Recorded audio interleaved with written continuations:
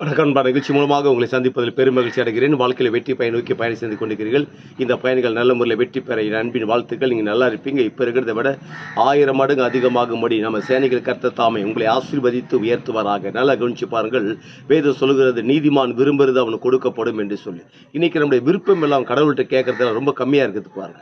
யாரும் அதிகமாக கேட்கறது கிடையாது, அதிகமாக யாரும் விரும்புறது கிடையாது. என்ன என்றால் 2 காரியங்கள் பாருங்க. ஒன்று, இன்னைக்கு எப்படி நம்முடைய காரியம் என்றால், ஒன்று நிலை, 2வது நிலைமை. எல்லாரும் கேட்கறது எப்படி கேட்குறாங்கன்னா, நிலைமையின் அடிப்படையில் கேட்குறாங்க. நிலைமை என்றால் என்ன? இப்போ நமக்கு இருக்கிற வசதி, நமக்கு இருக்கிற படிப்பு, நம்மளுக்கு செய்கிற தொழில்கள், வியாபாரங்கள்லாம் சின்னதாக இருக்குது. நான் கம்மியாக படிச்சிருக்கேன், கம்மியாக சம்பளம், சின்ன ஒரு வீட்டில் இருக்கிறேன், சின்ன ஒரு வாழ்க்கை வாழ்கிறேன். இதுதான் நிலைமை.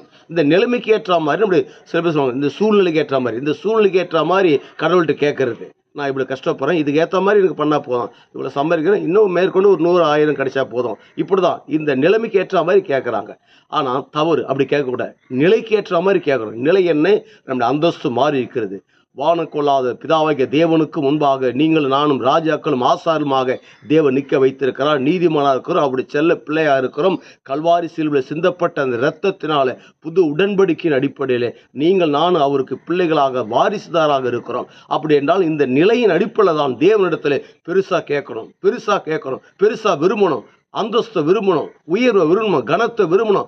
நீங்கள் செய்கிற தொழில்கள், வேலைகள், வியாபாரங்கள், எஜுகேஷன்கள், முக்கியமாக ஊழியங்கள் பெருசாக விரும்பணும் பாருங்க. அப்படி பெருசாக நீங்கள் விரும்பும் பொழுது உங்கள் நிலையிலிருந்து கேட்கும் போது நிச்சயம் பரலோகம் உங்களுக்கு ஏராளம் தாராளமாக கொடுப்போம். அதனால உங்களுடைய நிலைமையிலிருந்து கேட்கறதை விட்டுட்டு உங்கள் நிலையிலிருந்து கேளுங்கள். வானம் கொள்ளாத தேவன் கொஞ்ச நாட்களே உங்களுடைய அந்தஸ்து உயரும், உங்களுடைய டிபார்ட்மெண்ட் எல்லாம் உயர்ந்து இருக்கும் பாருங்க. அப்படி உயர்ந்து இருக்கும் போது என்ன நடக்குது? ஒட்டுமொத்த உலக நாடுகளுக்கு நாம் ஆண்டவர் இயேசு கிறிஸ்து உங்களை கடன் கொடுக்கும்படியாக வைக்கிறார். நீங்கள் வற்றாத நீரூற்றை போல இருப்பாய் என்று சொல்லி உங்களிருந்து விடைபெறுகிறேன்.